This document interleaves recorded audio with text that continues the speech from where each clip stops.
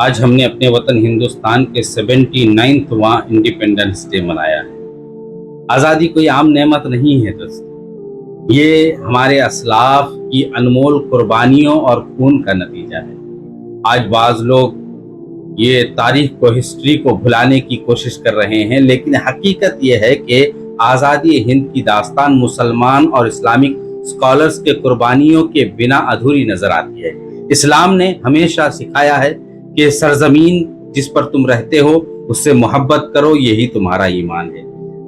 وطن سے محبت کرنا ایمان مانا جاتا ہے۔ 1799 آزادی کی لڑائی کی شروعات ٹیپو سلطان سے ہوئی، جنہوں نے انگریزوں کے سامنے میں سر جھکانے سے انکار کر دیا اور غرضدار انداز میں کہا، گیدڑ کے 100 سال کی زندگی سے شیر کے ایک دن کی زندگی بہتر ہے۔ ایک اندازے کے مطابق 1857 کی کرانتی میں 50,000 سے زیادہ علماء کرام اور مسلمانوں کو دہلی کی چاندنی چوک سے لے کر کے ریشم کے درختوں پر علماء کرام کو کے جسموں کو لٹکایا گیا، ان کو شہید کیا گیا۔ انہوں نے لیکن دیش کے ساتھ کوئی غداری نہیں کی۔ تاریخ ریشمی رومال آپ لوگوں کو یاد ہوگا، ہندوستان میں یہ بھی ہوا ہے۔ آزادی کی سب سے مشہور نعرہ انقلاب زندہ باد ایک مسلمان اور فریڈم فائٹر حضرت موہانی نے دیا تھا۔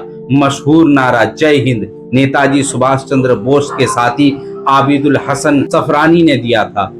ہمارے دیش کے سب سے پہلے ایجوکیشن منسٹر مولانا آزاد ہمیشہ ہندوستان کے اتحاد یعنی یونٹی پر کام کرتے رہے، زور دیتے رہے۔ انہوں نے فرمایا تھا کہ اگر آسمان سے بھی آزادی اتر آئے لیکن ہندو مسلمان ایکتا موجود نہ ہو تو یہ آزادی بیکار اور برباد نظر آتی ہے۔ مسلمانوں نے پیٹیشن کو قبول نہیں کیا، یعنی 2 نیشن تھیوری کو اپنایا نہیں، انکار کر دیا اور ہندوستان کو چنا، کیونکہ یہ ہمارا وطن ہے، یہ ہمارے بزرگوں کی سرزمین ہے، یہ ہمارے بزرگوں کے خون سے سینچا گیا ہے۔ میرے پیارے بھائیوں، آزادی ہمیں خیرات میں نہیں ملی ہے، اس مٹی میں ہمارے اسلاف یعنی باپ داداؤں کے خون شامل ہے۔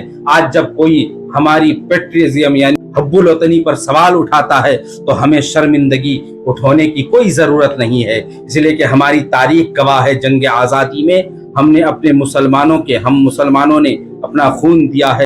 آئیے آج اس دن ہم آزادی کے